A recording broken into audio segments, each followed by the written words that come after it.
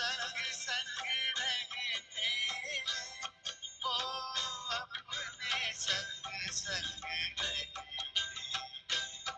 जैसे दीपक में बाती है भगवान हमारा साथी है।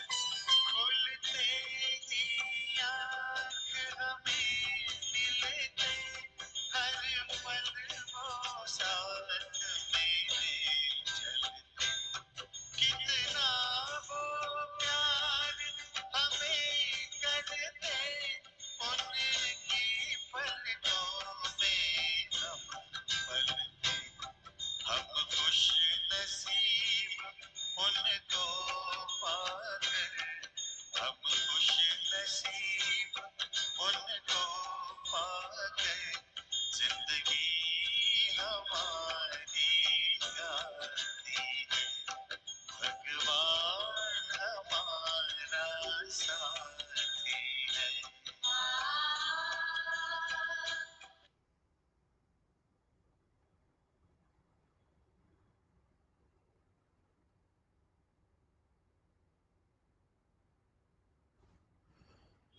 ओम शांति। भगवान का साथ पाना और उसको साथी बनाकर सदा साथ चलना, ये संगम युग का बहुत बड़ा सौभाग्य हम आत्माओं को प्राप्त है। और ऐसे सौभाग्य में अतीन्द्रिय सुख का अनुभव करते हम सभी अपने जीवन में सदा स्वोन्नति को पाते आगे बढ़ते जा रहे हैं। प्यारे बाबा ने हम सभी को जो ऑफ़र दिया है कि बच्चे जब भी ज़रूरत हो, जब भी मुश्किल पड़े या जब भी मिलने का मन चाहे, बस दिल से कहना मेरा बाबा मेरा साथी आ जाओ, और बाबा बंधा हुआ है, वो अपने वायदे को पूरा निभाता है। बाबा आने के लिए, मदद करने के लिए कभी कोई एक्सक्यूज़ नहीं देता, कोई बहाना नहीं देता कि मैं बिज़ी हूँ, मैं दूर हूँ। हाँ, वो बात अलग है कि बच्चे याद करना, बाबा को बुलाना भूल जाते हैं। नहीं तो बाबा ने कभी भी अपनी तरफ से कोई कसर नहीं छोड़ी है। हमने जब भी बुलाया बाबा हाजिर है, हमारी मदद करने, कभी रक्षा करने, कभी हमारा मन बहलाने, कभी प्यार दुलार देने, तो कभी मीठी मीठी शिक्षाओं से हमें सजाने के लिए बाबा सदा 24/7 हमारे लिए अवेलेबल है। तो ऐसे बाबा का साथ अनुभव करते हम सभी कितने खुश, कितने अपने आप में मस्त रहने वाले होने चाहिए। हम देखेंगे क्या संगम युग की इस यूनिक ऑफर का हम फ़ायदा ले रहे हैं। जैसे दुनिया में भी अलग अलग त्योहारों के सीज़न के हिसाब से अलग अलग ऑफर्स चलती हैं। यहाँ इस संगम युग की सीज़न में डायरेक्ट भगवान के साथ की ऑफ़र है, और इसमें जो जागेगा सो पाएगा, जो इस ऑफ़र का लाभ उठाएगा, न सिर्फ इस जन्म के लिए लेकिन जन्म जन्मांतर के लिए भरपूर हो जाएगा। सदा सफलता का, सदा विजयी भव का, सदा माला माल, सदा स्वस्थ रहने के ढेरों सारे वरदान उसकी झोली में भरते जाएंगे। आज भी प्यारे बाबा के महावाक्य बहुत सुंदर तरीके से हमें सफलता दिलाने वाली बातों के लिए क्लियर कर रहे हैं। एक तो बाबा ने शुरुआत में मुरली में अपना बहुत सारा प्यार बरसाया। जितने दूर से बच्चे चलकर आ रहे हैं उससे भी पदम पदम गुना करके बाबा ने प्यार लुटाया है हम पर। तो ऐसे बाबा के महावाक्य सुनते हम बाबा के उस प्यार से भी अपने आप को भरपूर करेंगे, और साथ में बाबा ने सफलता पाने के लिए जो विशेष आधार बताए हैं, उन दोनों आधारों को मैंने अपने जीवन में कितना यूज किया है, ये भी चेक करते, जहां भी कमी है उसे पूरा करेंगे। आज के बाबा के महावाक्य 11 मार्च 1981 के, जिसका सार है सफलता के दो मुख्य आधार। अब कौन से दो आधार बताए हैं, मुरली जैसे जैसे आगे चलेगी हम सुनते जाएंगे। तो चले मधुबन निवासी बनकर बाबा के अति समीप, बिल्कुल सामने बैठकर बाबा की मुरली को हम सुनेंगे भी, बाबा के प्यार को भी रिसीव करेंगे और बाबा के वरदानों से अपनी झोली भरेंगे। देखो आज बाबा किस संबंध से हमें मिलने आए हैं। आज खुदा दोस्त अपने बच्चों से फ्रेंड के रूप में मिल रहे हैं।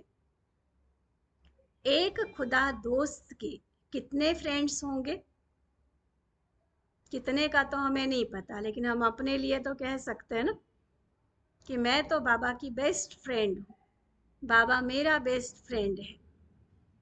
ऐसे तो सारे ब्राह्मण बच्चे कहेंगे ही, इसलिए बाबा कह रहे कि कितने सारे फ्रेंड्स हैं। वैसे देखो सतगुरु भी हैं, शिक्षक भी हैं, सर्व संबंध निभाने वाले हैं। आप सबको सबसे ज्यादा प्यारा संबंध कौन सा अच्छा लगता है, अपना अपना लिखे सभी। बाबा ने तो सर्व संबंधों का सुख देने का प्रॉमिस किया है, लेकिन कई बार बच्चों को कोई विशेष संबंध अधिक प्यारा लगता है। तो बाबा पूछ रहे हैं, बाप का, टीचर का, सतगुरु का, सखा, साजन, दोस्त का, भाई का, कौन सा संबंध सबसे अच्छा लगता है। बाबा को माँ बनाना अच्छा लगता है, लिखे कमेंट में।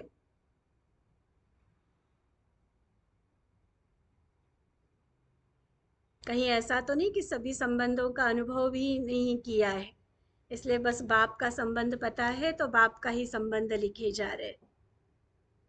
हर संबंध का प्यार, हर संबंध का अनुभव बहुत अलग होता है। ऐसे तो कंपेयर करने वाली बात नहीं रहती है, लेकिन फिर भी अपने जीवन की आवश्यकता और अपने दिल का बाबा के प्रति जो एक क्लोजनेस है, अपनापन है बाबा के लिए, वो ये ज़रूर फ़र्क डालता है कि मुझे एक पर्टिकुलर कोई संबंध ज़्यादा अच्छा लगेगा। जैसे कॉलेज लाइफ में होते हैं तो फ्रेंड के रूप में बाबा बहुत अच्छा लगता है। हर दिल की बात बाबा से सुनाना, बाबा से सॉल्यूशन लेना, बाबा का वो साथ अनुभव करना। थोड़े थोड़े और मैच्योर होते हैं तो पतियों का पति, वो मेरा पति परमेश्वर, तो वो साजन का, पति का संबंध भी बहुत प्यारा लगता है। अगर बुजुर्ग है, थोड़ी सी संभाल की ज़रूरत होती है, तो बाबा को पुत्र के रूप में भी बहुत प्यारे अनुभव करते हैं कई भाई बहने। तो अपना अपना लिखो सभी कि मुझे बाबा से कौन सा संबंध सबसे अच्छा लगता है। देखो आ रहे हैं ना अलग अलग संबंध। तो बाबा कहते किसको टीचर अच्छा लगता, किसको साजन अच्छा लगता।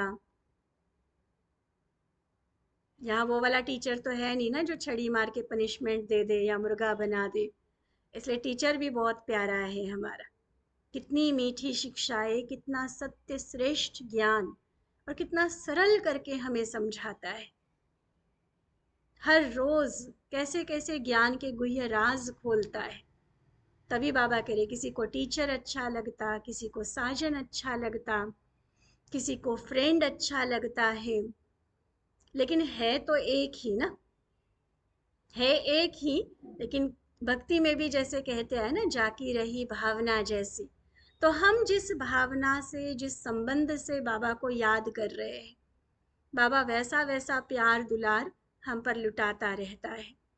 और बाबा की खासियत ये है कि हम चाहे जिस भी संबंध से बाबा को याद करें, बाबा ने बिल्कुल आदर्श रूप में उस संबंध को निभाना है। हम चाहे उसको पति बनाया तो मैं कितनी अच्छी पत्नी बनी, मैंने उसको पिता बनाया तो मैं कितना अच्छा पुत्र बना, इसमें हमारे निभाने में फर्क पड़ सकता है, लेकिन बाबा कंप्लीट आदर्श परफेक्ट रूप में उसको निभाता है तो एक ही ना। तो बाबा कहते एक से कोई भी संबंध निभाने से सर्व प्राप्ति हो ही जाएगी। ये तो एक जादूगरी है। क्या जादूगरी बताई? कि है एक ही बाबा, लेकिन जो संबंध जैसा अनुभव करना चाहे वैसे कर सकते हो। एक से ही जो चाहो वह संबंध निभा सकते हो और कहीं जाने की आवश्यकता नहीं। जैसे आजकल मॉल्स होते हैं ना, कपड़े भी वही मिलेंगे, बर्तन भी वही मिलेगा, राशन पानी भी मिलेगा, तो सब्जियां फल भी मिलेगा, जूते चप्पल भी मिलेंगे, तो एसी फ्रिज अटैची ये सारी चीज़ें भी मिलेगी। तो ऐसे बाबा कहते हैं बाबा कंप्लीट भंडार है, ऐसी कोई प्राप्ति नहीं जो बाबा के पास नहीं मिल रही इसलिए मुझे किसी देहधारी के पास जाना पड़े, इससे कोई और मिले यह इच्छा खत्म हो जाती है। सर्व संबंध की प्रीत निभाने के अनुभवी हो चुके हो, या बाबा बाबा तो ठीक है, बच्चे तो देहधारी ही ठीक है, ऐसा तो नहीं है। दोनों नाव में पैर रख के तो नहीं चल रहे हैं। बाबा पूछते क्या सर्व संबंध की प्रीत एक बाबा के साथ निभाने के अनुभवी हो चुके हो या अभी होना है? क्या समझते हो? पूर्ण अनुभवी बन चुके हो? आज बाबा कोई ऑफिशियल मुरली चलाने नहीं आए, बाप दादा भी अपने सर्व संबंधों से दूर दूर से आई हुई आत्माओं को देख हर्षित हो रहे हैं। सबसे दूरदेशी कौन? मान लो विदेश से भी कोई आ रहा है बाबा से मिलने, लेकिन वो है तो इसी साकार दुनिया का ना, तो सबसे ज्यादा दूर देश वाला कौन? आप तो फिर भी साकारी लोक से आए हो। बाप दादा आकारी लोक से भी परे निराकारी वतन से पहले आकारी लोक में आए और फिर साकार लोक में आए। शिव बाबा पहले आकारी दुनिया सूक्ष्म लोक में आए और वहां से ब्रह्मा बाबा को साथ लेकर हमारी इस साकारी दुनिया में आए। तो सबसे दूरदेशी कौन हुआ? बाप हुआ या आप? इस लोक के हिसाब से जो सबसे ज्यादा दूर से आए। चलो बाबा अपनी बात तो सुना ही रहे, फिर बच्चों की भी बहुत वैल्यू करते बाबा, कि मान लो साकार दुनिया के हिसाब से भी कोई बहुत दूर देश से विदेश से आए तो उनको भी बाप दादा विशेष मुबारक दे रहे। सबसे दूर से आने वाले को जितना दूर से आए हैं उतने जितने माइल्स चलकर आए हैं उतने माइल से पदम गुना ऐड करके मुबारक स्वीकार करें। यह है बाबा का प्यार, लिमिट ही नहीं है कोई बाबा के प्यार में। खूब लुटाए जाता है, खूब लुटाता है प्यार बाबा। सदा सेवा के लिए एवर रेडी रहते हो ना, डायरेक्शन मिला और चल पड़े। यह है फॉरएवर ग्रुप की विशेषता।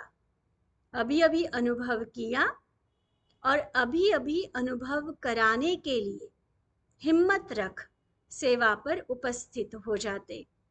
ये विशेष फॉरेनर्स की विशेषता बाबा सुना रहे हैं। अभी स्वयं ज्ञान लिया, अनुभव होना शुरू हुआ, तुरंत वो अनुभव हम औरों को भी कराए। ऐसी सेवा की लगन में दूसरों की सेवा के लिए भी उपस्थित हो जाते हैं।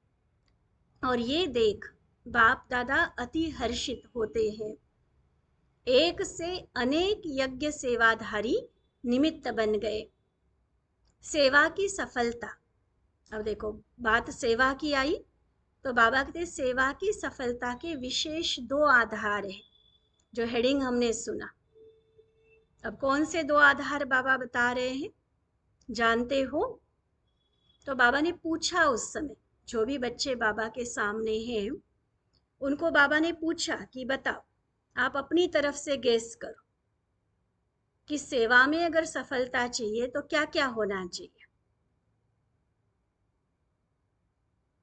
यहाँ भी आप सभी लिख सकते हो कमेंट में, क्या होना चाहिए। सेवा तो हम कर रहे हैं, लेकिन संपूर्ण सफलता उन सेवा में मिले,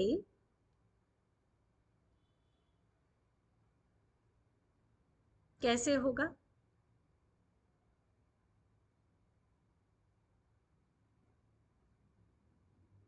बाबा के सामने जो बच्चे हैं उन्होंने भी बहुत सारे अलग अलग उत्तर दिए बाबा को। बाबा कहते सबके उत्तर अपने अनुभव के हिसाब से बहुत राइट है, क्योंकि कई प्रश्न ऐसे होते हैं उसका कोई एक राइट उत्तर नहीं होता है, कई सारे सही उत्तर हो सकते हैं। तो बच्चों ने जो दिए उनको भी बाबा राइट बोल रहे हैं। लेकिन अब बाबा की बात हम सुनेंगे कि वैसे सेवा में व स्वयं की चढ़ती कला में सफलता का मुख्य आधार है एक बाबा से अटूट प्यार। एक बाबा से अटूट प्यार, बाप के सिवाय और कुछ दिखाई ना दे। बस मेरा तो एक शिव बाबा, दूसरा न कोई। अटूट माना अभी मैं भूली अब मैं याद कर रही हूं, ये तो टूटने वाली याद हो गई। अटूट माना निरंतर, कि बाबा भूलता ही नहीं है, निरंतर तार जुड़ी हुई है बाबा के साथ।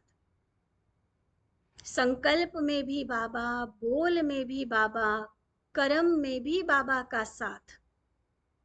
ऐसी लवलीन आत्मा एक शब्द भी बोलती है तो उसके स्नेह के बोल दूसरी आत्मा को भी स्नेह में बांध देते हैं।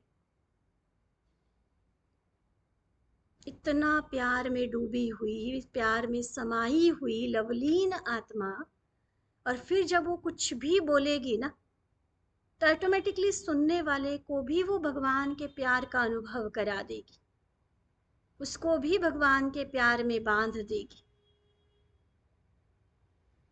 इसलिए बाबा कहते यह ऐसी लवलीन आत्मा का एक बाबा शब्द ही, बहुत बड़े बड़े लेक्चर करने की जरूरत नहीं पड़ेगी, प्यार में समाकर बोला गया एक बाबा शब्द ही जादू की वस्तु का काम करता है।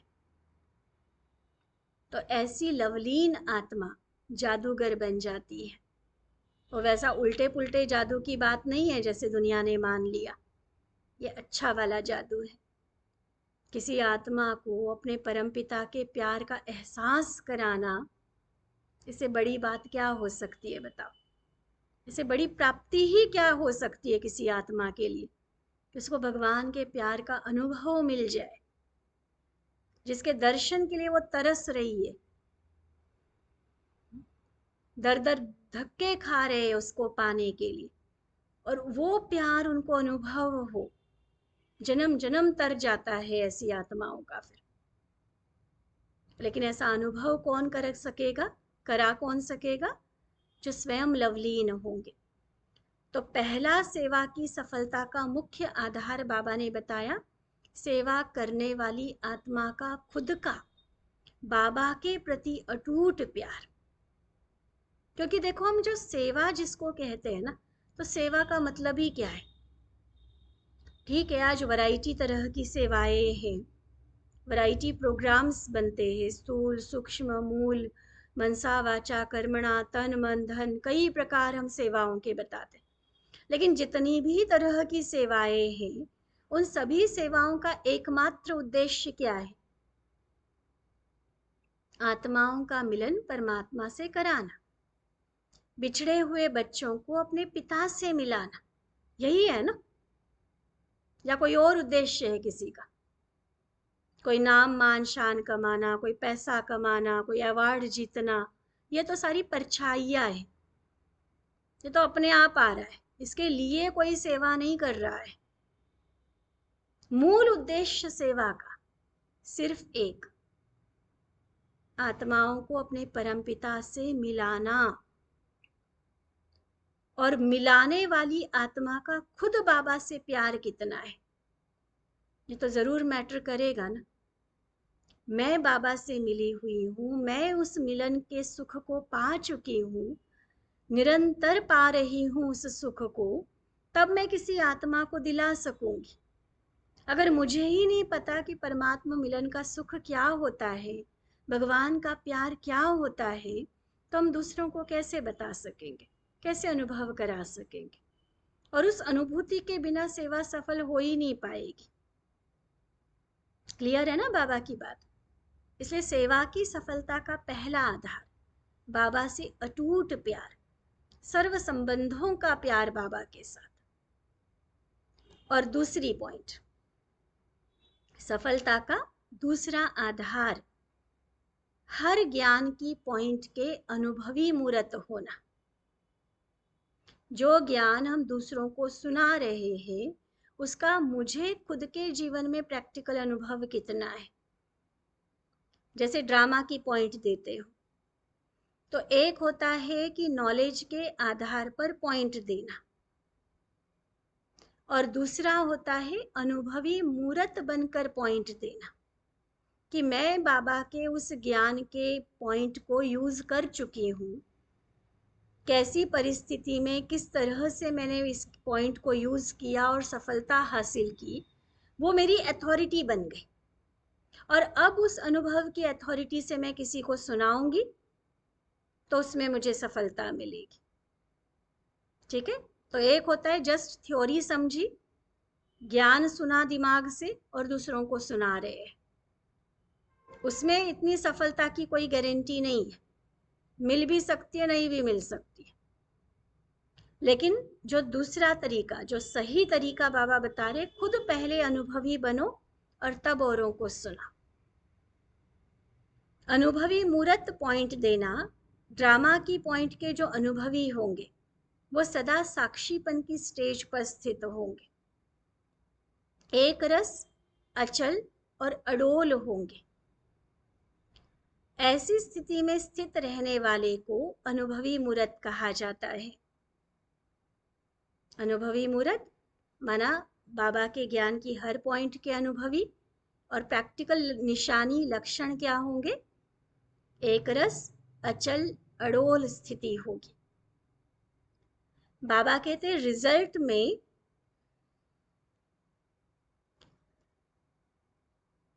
रिजल्ट में बाहर के रूप से कुछ भी हो, भले अच्छा हो व बुरा हो, लेकिन ड्रामा की पॉइंट के अनुभवी आत्मा, ये सारे ज्ञान में से एक पॉइंट है जिसको बाबा फॉर एग्जाम्पल लेकर समझा रहे हैं, कि मान लो ईश्वरीय ज्ञान में जो ड्रामा का पॉइंट है वो मुझे पक्का है, मैं उसकी अनुभवी हूँ, तो कभी भी बुरे में भी बुराई को न देख अच्छाई को ही देखेगी, अर्थात स्व के कल्याण का रास्ता दिखाई देगा।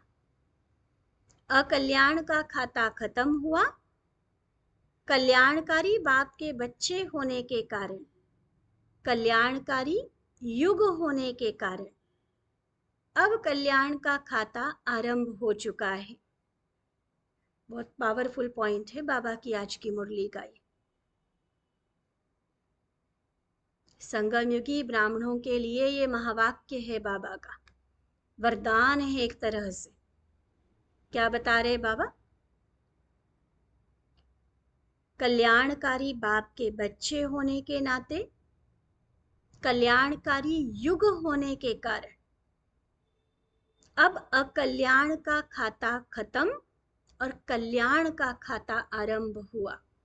जिसे साकार मुरली में बाबा कहते, तुम पर अब बृहस्पति की दशा बैठ गई, राहु की शनि की दशाएं खत्म हो गई, अकल्याणकारी बातें अब हमारा कुछ नहीं बिगाड़ सकती, क्योंकि भगवान ने मेरी कुंडली में, मेरी जन्म पत्री में कल्याण लिख दिया। जो भी होगा अपीरेंटली ऊपर ऊपर से देखने में लगेगा कि ये गलत हुआ, ये नुकसान हुआ, ये बुरा हुआ, ऐसा नहीं होना चाहिए था, लेकिन मैं बच्चा किसका हूँ और समय कौन सा चल रहा है, कल्याणकारी बाप की संतान, कल्याणकारी युग की वासी मैं आत्मा, मेरा सदा कल्याण ही होगा। इस नॉलेज और अनुभव की अथॉरिटी से अचल रहेंगे। अगर गिनती करो तो आप सबके पास कितने प्रकार की अथॉरिटीज हैं, और आत्माओं के पास एक दो अथॉरिटी होगी। किसी को साइंस की होगी, किसी को शास्त्र की होगी, किसी को डॉक्टरी की होगी, किसी को इंजीनियरिंग की नॉलेज की होगी। लेकिन आपको कौन सी अथॉरिटी है?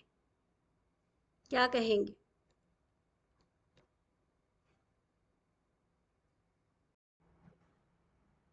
कौन सी अथॉरिटी दी बाबा ने? लिस्ट निकालो, बहुत लंबी लिस्ट हो जाएगी। हर शक्ति की, हर गुण की, ज्ञान के कितने सारे पॉइंट्स की, अपने साथ सर्व संबंध निभाने की, तीनों लोकों में सैर करने की, तीनों कालों को जानने की, सारी आत्माओं का उद्धार करने की, सबको सही राह दिखाने की। आप लिस्ट बनाते जाओ। बड़ा सुंदर टॉपिक है आज की मुरली में, ये बाबा ने हमें मंथन के लिए दिया। क्या करो? लिस्ट निकालो कि बाबा ने मुझे कौन कौन सी अथॉरिटी दी हुई है। निकाल सकेंगे? और जो निकालेगा भेजना हमारे पास। देखते हैं किसकी लंबी लिस्ट निकलती है। प्रश्न क्लियर हुआ? बाबा ने हमें कौन कौन सी अथॉरिटी दी हुई है? कुछ तो बाबा ही बता रहे हैं, हमारा होमवर्क बाबा खुद ही आसान कर देते हैं, तो वो भी नोट करते जाना आज जो बाबा ने अथॉरिटी बताई है। लेकिन और लिस्ट निकालना। बाबा तो सैंपल एग्जाम्पल के रूप में कुछ उदाहरण देकर बता रहे हैं कि इसको अथॉरिटी कहते हैं। तो ऐसे फिर आगे लिस्ट निकालेंगे हम। जैसे सबसे पहली अथॉरिटी, वर्ल्ड ऑलमाइटी आपका हो गया। भगवान ने अपना अधिकार हमें दे दिया, मैं गुलाम तेरा, मैं आपका ओबीडियंट सर्वेंट। तो सबसे बड़ी अथॉरिटी, भगवान को जैसे चाहो चला सकते हो। सूरज भाई नहीं शब्द बोलते, भगवान हमारी मुट्ठी में। लोग कहते दुनिया हमारी मुट्ठी में, और हम कहते दुनिया को चलाने वाला हमारी मुट्ठी में। शुरुआत में ही हमने इसी बात से की थी ना कि जब बुलाओ वो बंधा हुआ है मेरे लिए, मेरे पास आने के लिए। तो सबसे बड़ी अथॉरिटी कि ऑलमाइटी खुद आपका हो गया। वर्ल्ड ऑलमाइटी की अथॉरिटी आपको मिल गई। तो जब वर्ल्ड ऑलमाइटी बाप आपका हो गया, तो वर्ल्ड की जितनी सारी अथॉरिटीज है वह भी आपकी हो गई। तो लिस्ट निकालो। ऐसे ना अंदर रोमांच खड़े होने चाहिए बाबा के ऐसे महावाक्य सुनकर। गदगद होना चाहिए दिल कि बाबा देखो कितना बड़ा अधिकार हमें दे रहा है। दुनिया में कोई छोटा मोटा अधिकार भी किसी को देना होता है ना, तो कितना उसको जांच परख की जाती है, कितने टेस्ट लिए जाते हैं, कितनी परीक्षाएं ली जाती है उसकी। और तब कहीं जाकर वो छोटा मोटा कोई कहीं का डीसी एसडीएम बना देंगे, कोई सरपंच बना देंगे, कोई किसी कंपनी का मालिक बना देंगे। छोटी मोटी अथॉरिटी, अधिकार देना होता है, कितनी सारी उसकी, हाँ, कितने सारे लोग और कितनी सारी परीक्षाएं ली जाती है। और यहाँ देखो, संसार की सबसे हाईएस्ट अथॉरिटी परमात्मा, वो मेरा हो गया। और वो मेरा हो गया, जब बीज मेरा हो गया तो सारा वृक्ष मेरा। इसलिए सारी की सारी अथॉरिटीज हमें मिल गई। तो ऐसे लिस्ट निकालो। फिर बाबा बता रहे हैं, वर्ल्ड के आदि मध्य अंत के नॉलेज की अथॉरिटी दुनिया के पास नहीं है, लेकिन हमें बाबा ने दे दी। जिस नॉलेज के आधार पर ये सारे बाइबल, कुरान आदि सब बने हुए हैं। इसलिए गीता ज्ञान को सर्वशास्त्रमय, सर्वशास्त्रों का व बुक्स का माई बाप कहते हैं, शिरोमणि कहते हैं ना। डायरेक्ट गीता कौन सुन रहा है बताओ? एक अकेले अर्जुन ने सुनी थी डायरेक्ट गीता। बाबा पूछते डायरेक्ट गीता कौन सुन रहा है? नशे से कहना चाहिए मैं वो अर्जुन हूं जिसको भगवान खुद आकर गीता ज्ञान दे रहा है। तो अथॉरिटी हो गए ना। इसी प्रकार सर्व धर्म में से नंबर 1 धर्म किसका है? सर्वोत्तम धर्म, सर्वोत्तम कुल किसका है? ब्राह्मणों का है ना। आपके ब्राह्मण धर्म द्वारा ही सब और धर्म पैदा होते हैं। ब्राह्मण धर्म तना है। और भी इस धर्म की विशेषता है, ब्राह्मण धर्म डायरेक्ट परमपिता का स्थापन किया हुआ है और धर्म पिताओं के हैं, आत्माओं ने स्थापन किए हुए हैं। और यह धर्म परम पिता का है, वह बच्चों के द्वारा है। वो अपने को सन ऑफ गॉड कहते हैं। क्राइस्ट ने क्या कहा? मैं भगवान का बच्चा हूं। भगवान नहीं कहा, वह गॉड नहीं है, सन ऑफ गॉड है। तो डायरेक्ट परमपिता द्वारा श्रेष्ठ धर्म स्थापन हुआ और उस धर्म की आप अथॉरिटी हो। लिस्ट बनाते जा रहे हैं सभी। सबसे पहले ऑलमाइटी खुद हमारा हो गया। ड्रामा के आदि मध्य अंत की नॉलेज के हम अथॉरिटी हैं। सर्व धर्मों में सर्वश्रेष्ठ धर्म ब्राह्मण धर्म की अथॉरिटी हमारे पास है। सर्व शास्त्रों का माई बाप गीता ज्ञान, वो हम डायरेक्ट सुन रहे हैं। तो गीता ज्ञान की अथॉरिटी हमारे पास है। अभी लिस्ट खत्म नहीं हुई है बाबा की, और फिर बाबा हमें आगे भी काम दे रहे हैं कि और निकालना।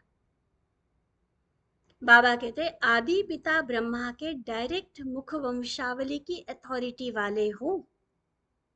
एक परम पिता की डायरेक्ट रचना होने की अथॉरिटी, और फिर ब्रह्मा की मुख वंशावली भी तो हम ही है ना। तो ये अथॉरिटी भी हमारे पास है। सर्वश्रेष्ठ कर्म के प्रैक्टिकल जीवन की अथॉरिटी हो। दुनिया में कंफ्यूज है लोग, क्या करे, कहाँ जाए, कैसे करे। और हम श्रेष्ठ जीवन की अथॉरिटी बने हुए श्रेष्ठ कर्म के आधार पर भक्तों के पूज्य अथॉरिटी हो। पूजा का अधिकार किसको है? जो पवित्र आत्माएं हैं, जो कि बाबा अभी हमें बना रहा है। तो पूज्य अथॉरिटी हो। ऐसे और भी लिस्ट निकालो। देखो कितनी बड़ी बड़ी बातें तो बाबा ने सुना दी, लेकिन बाबा फिर कह रहे कि और लिस्ट निकालो, तो बहुत निकलेगा। अब देखेंगे कौन कौन निकाल कर भेजते हैं हमारे पास। मुझे बाबा ने कौन कौन सी अथॉरिटीज दी हैं, ये लिस्ट निकालना। समझा आप कितनी बड़ी अथॉरिटी हो, भक्तों के पूज्य अथॉरिटी हो। ऐसी अथॉरिटी वालों को बाबा भी नमस्ते करते हैं। कितनी नशे की बात। ऐसे सबसे बड़ी अथॉरिटी है। ऐसी अथॉरिटी वालों को देख बाप दादा भी हर्षित होते हैं। और क्या चाहिए? कोई दूसरा मुझे देखकर मुख मोड़ रहा है तो कोई बात नहीं, बाबा तो मुझे देख के मुस्कुराता है ना, बाबा तो मुझे देख के खुश होता है ना। ये सबसे बड़ी अथॉरिटी है। आगे बाबा कहते सबने बहुत अच्छी मेहनत कर सेवा के कार्य को विस्तार में लाया है। अपने भटके हुए भाई बहनों को रास्ता बताया है। प्यासी आत्माओं को शांति और सुख की अंजलि दे तृप्त आत्मा बनाने का अच्छा पुरुषार्थ कर रहे हैं। बाबा से किया हुआ वायदा प्रैक्टिकल में निभा के बाप के सामने गुलदस्ते लाए हैं, चाहे छोटे हैं व बड़े। ये कोई फूलों के गुलदस्ते की बात नहीं कर रहे हैं बाबा, जो हम छोटे बड़े ग्रुप बनाकर बाबा के सामने जाते हैं ना, जिनके लिए अभी कल परसों की मुरली में भी बाबा ने बोला था कि ऐसे जो झुंड के झुंड बाबा के सामने लेकर आएंगे, भगवान के घर मधुबन तीर्थ में लेकर आएंगे, उनको कहेंगे सेंसिबल। तो ऐसे बाबा कहते कि ये जो ग्रुप्स लेकर आते हैं, उन ग्रुप को बाबा गुलदस्ते का नाम देते हैं।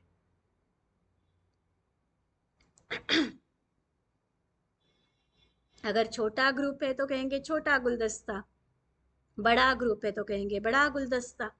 तो भले छोटा या बड़ा कोई भी ग्रुप लाए, लेकिन छोटे भी बाबा को प्रिय हैं।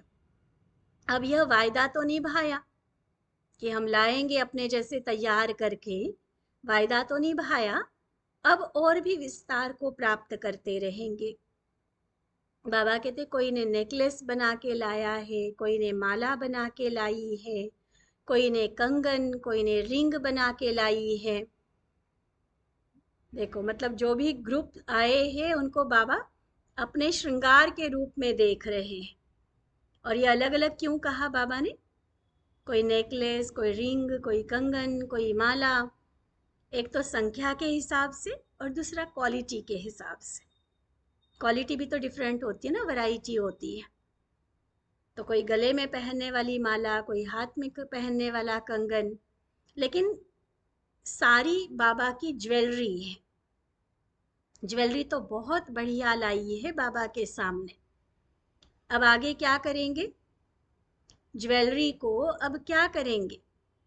चलो कईयों को तैयार करके, मान लो शिविर का ग्रुप है, कोई विंग का ग्रुप है, उसमें तैयार करके तो ले गए। अब जब लाए हो ज्वेलरी तो बाबा ने स्वीकार कर ली, अब क्या करेंगे? तो बच्चों ने जवाब दिया पॉलिश करेंगे। बाबा कहते मधुबन में आए हो तो पॉलिश तो हो ही जाएगी। तैयार करके लाए हो और निखारने का काम तो मधुबन में हो ही जाता है। अब शोकेस में रखो, मतलब उनके एग्जाम्पल्स के आधार पर दूसरों को भी प्रेरणा दो। वर्ल्ड के शोकेस में यह चमकती हुई ज्वेलरी सभी को दिखाई दे। तो शोकेस में कैसे आएंगे? देखो एक बात के साथ दूसरा, दूसरे के साथ तीसरा लिंक है बाबा का।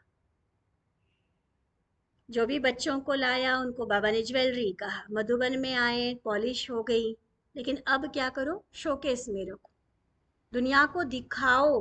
कैसे दिखाएंगे? बाप के सामने आए, ब्राह्मणों के सामने आए, ये तो बहुत अच्छा। जो भी तैयार किए आपने, बाबा के सामने लाया, बड़ों के सामने लाए, अब वर्ल्ड के सामने आए। ऐसा प्लान बनाओ जो वर्ल्ड के कोने कोने से यह आवाज निकले कि ये भगवान के बच्चे प्रत्यक्ष हो चुके हैं।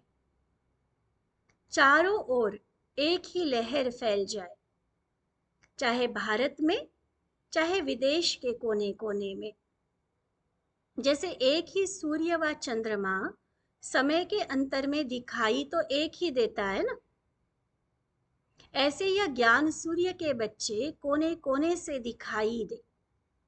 ज्ञान सितारों की रिमझिम चारों ओर दिखाई दे। सबके संकल्प में, सबके मुख में यही बात हो कि ज्ञान सितारे ज्ञान सूर्य के साथ प्रकट हो चुके हैं। ज्ञान सितारे ज्ञान सूर्य के साथ प्रकट हो चुके हैं। तब सब तरफ का मिला हुआ आवाज चारों ओर गूंजेगा। ये प्रत्यक्षता का सीन बाबा हमारे सामने रख रहे हैं, वो विजन दे रहे बाबा हम सभी को। दिखाई दे रहा है या सिर्फ सुनने में मगन हो रहे? चारों ओर ये आवाज गूंजेगा कि ये है भगवान के बच्चे, ये है जिन्होंने भगवान से रोज मिलन मनाया, ये है जिन्होंने अपने भाग्य सितारे को चमकाया, अपने को इतना महान बनाया। स्वयं वरदान न सिर्फ लिए लेकिन वरदानी मूर्त ये बन गए। तो बाबा के साथ साथ बच्चों की प्रत्यक्षता, तो ये प्रत्यक्षता का समय। अभी तो गुप्त पाठ चल रहा है ना, अब प्रत्यक्षता में लाओ। इसका प्लान बनाओ, फिर बाप दादा भी बताएंगे। तो एक एक रतन की विशेषता अगर वर्णन करे तो अनेक रातें बीत जाए।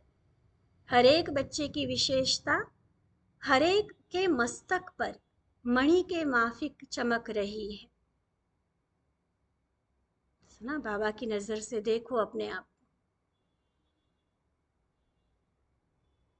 किसी के शरीर को, चेहरे को नहीं देख रहे हैं बाबा, लेकिन हर एक के माथे से, हर एक के मस्तक पर उनकी विशेषताओं का चमकता हुआ सितारा बाबा को दिखाई दे रहा है। अच्छा, ऐसे सर्व विशेष आत्माओं को सर्व सपूत अर्थात सर्विस के सबूत देने वाले, सदा सेवा और याद में रहने वाले, सर्विसेबल ऑलमाइटी अथॉरिटी, सर्व की मनोकामनाएं पूर्ण करने वाले अति लवलीन बच्चों को बाप दादा का याद, प्यार और नमस्ते। हम रूहानी बच्चों की रूहानी बाप दादा को दिल व जान, सिक व प्रेम से नमस्ते नमस्ते नमस्ते जी। एक प्रश्न है, बाबा सदा बच्चों का आवाहन करते हैं, बाबा को भी सभी बच्चे बहुत प्रिय है, क्यों? देखो, बाबा तो प्यारा है ही है, उसमें कोई अवगुण नहीं है, इतना प्योर है, गुणों का सागर है, कितना खूबसूरत है, तो बाबा मुझे प्यारा लगता है ये बड़ी बात नहीं। लेकिन प्रश्न क्या है कि बाबा को सभी बच्चे प्रिय क्यों हैं? बहुत प्यारा उत्तर दिया है बाबा ने, ये भी बाबा का प्यार है। देखो, बाबा कहते बच्चे न हो तो बाप का नाम भी बाला न हो। बाप को बच्चे सदा प्रिय हैं, क्योंकि बाप हर बच्चे की विशेषता देखते हैं। चाहे 99% हमारे में अवगुण हो, कमियां हो, बाबा क्या देखते हैं? विशेषता। बाप बच्चों के तीनों कालों को जानते हैं, भक्ति में भी कितना धक्का खाया ये भी जानते हैं। मेरे से मिलने के लिए, मुझे मेरा दर्शन पाने के लिए कितना मेरे बच्चे भटके, बहुत अच्छे से बाबा को हमारी मेहनत पता है, और अभी भी अपने अपने यथाशक्ति कितना पुरुषार्थ कर आगे बढ़ रहे हैं ये भी जानते हैं। और भविष्य में फिर क्या बनने वाले हैं, कहा ना तीनों कालों को बाबा जानते। भक्ति में क्या किया, अभी क्या कर रहे हैं, आगे क्या बनने वाले हैं, बाबा के सामने तीनों काल स्पष्ट है। और इन तीनों कालों को देख बाप को हर बच्चा अति प्रिय लगता है। और ये सिर्फ बाबा के शब्द नहीं है, हम सबका अनुभव है कि सच में बाबा हम सबको कितना प्यार करता है। तो उसी प्यार के सदके ही सही, जो बाबा कहता है हम करके दिखाए, बाबा के समान हम बनकर दिखाए। यही प्रॉमिस है ना अपने आप से। अच्छा, ओम शांति।